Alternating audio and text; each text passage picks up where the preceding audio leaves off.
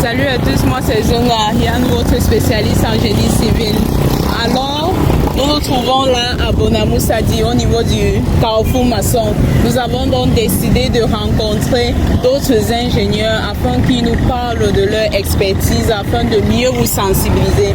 Vous savez que notre concept, le concept de Expert Group est de rassembler tous les ingénieurs du métier, les architectes, tous les professionnels du métier afin que nous puissions vous sensibiliser sur la construction, sur les procédures à prendre afin d'éviter l'effondrement de votre immeuble ou la malfaçon dans vos constructions. C'est également très important.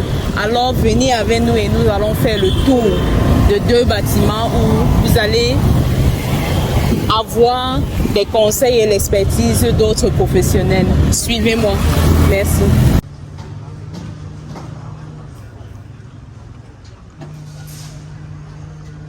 Bonjour à tous, moi c'est Zena Ariane, comme vous le savez déjà. Alors aujourd'hui nous nous trouvons à Bonamou Sadi, plus précisément au Carrefour Maçon, et nous sommes sur le projet de l'entreprise Yepson, le projet de construction d'un R+6. Nous sommes venus les voir également pour qu'ils nous parlent, qu'ils nous donnent un peu leur expertise en ce qui concerne 3 points précis. Alors ils vont nous partager leur savoir sur la raison pour laquelle la plupart des clients d'aujourd'hui, de ceux qui veulent construire, préfèrent aller consulter un maçon du quartier.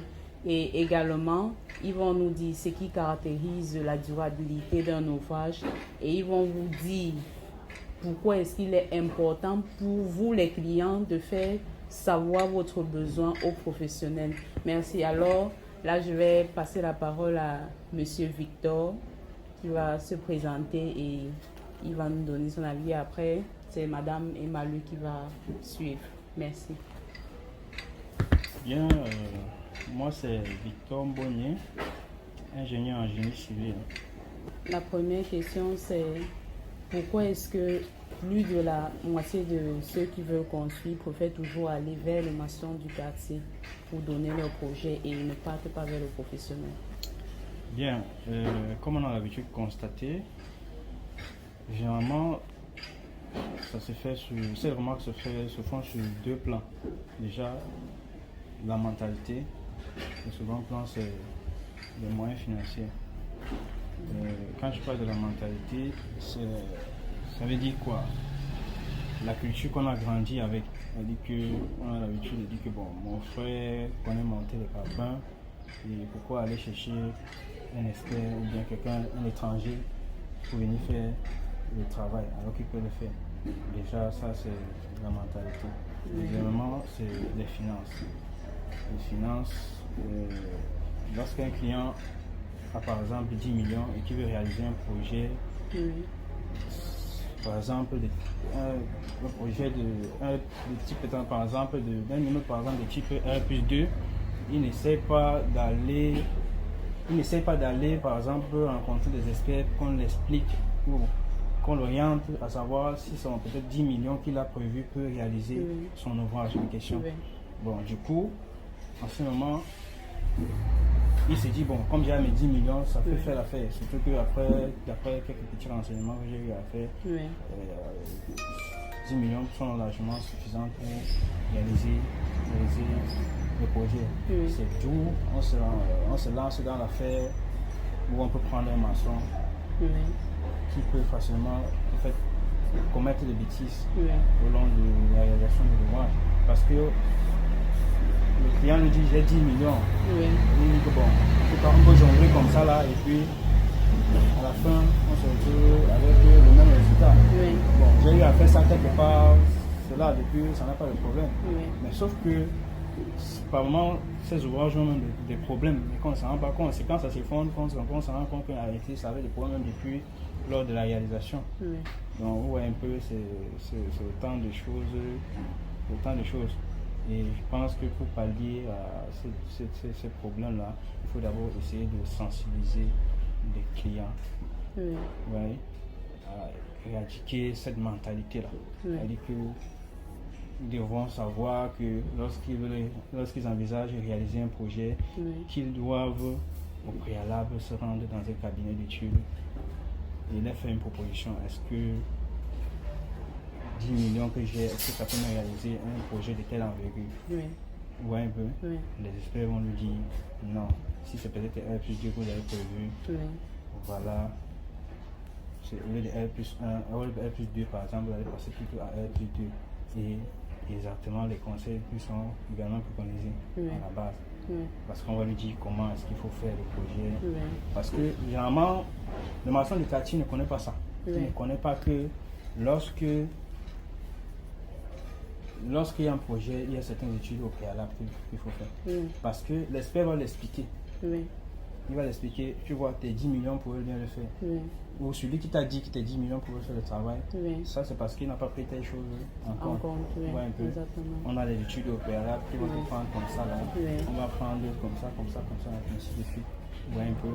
Du coup, ça ne pourrait plus, avant d'entrer dans la phase de la construction, même, vous voyez qu'on aurait épuisé une partie du montant que vous avez prévu pour la réalisation de cet ouvrage. Moi, je pense que c'est ces deux phénomènes qu'il faut essayer de pallier. D'accord. Il faut résoudre le problème de mentalité et également de moyens financiers par rapport à cela. Oui. D'accord. Merci, M. Victor. Je crois que Mme Emmanuel va continuer.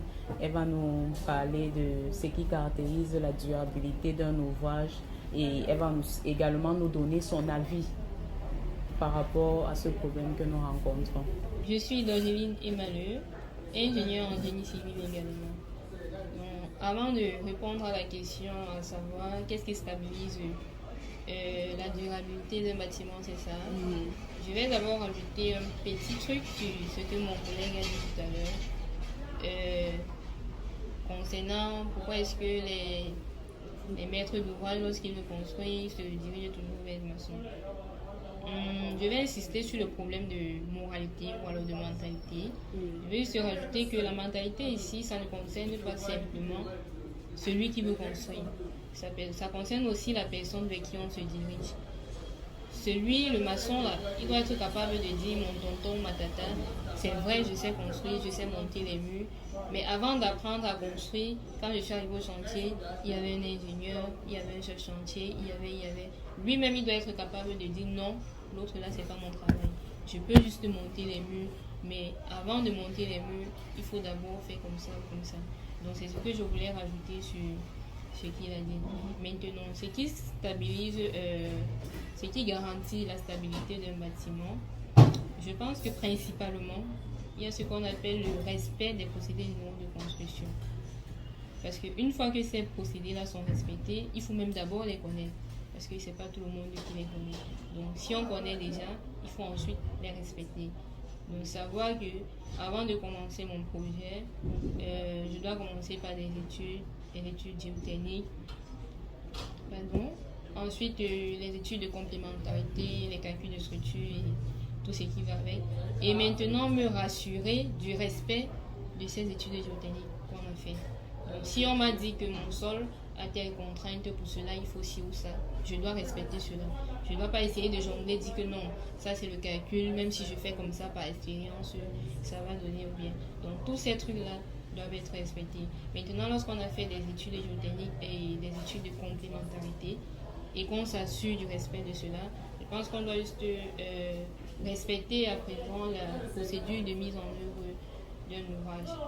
Faire les peintures de temps en temps et vérifier tous ces petits paramètres-là. Je pense que si tout ça est respecté, notre bâtiment sera stable pour une bonne période.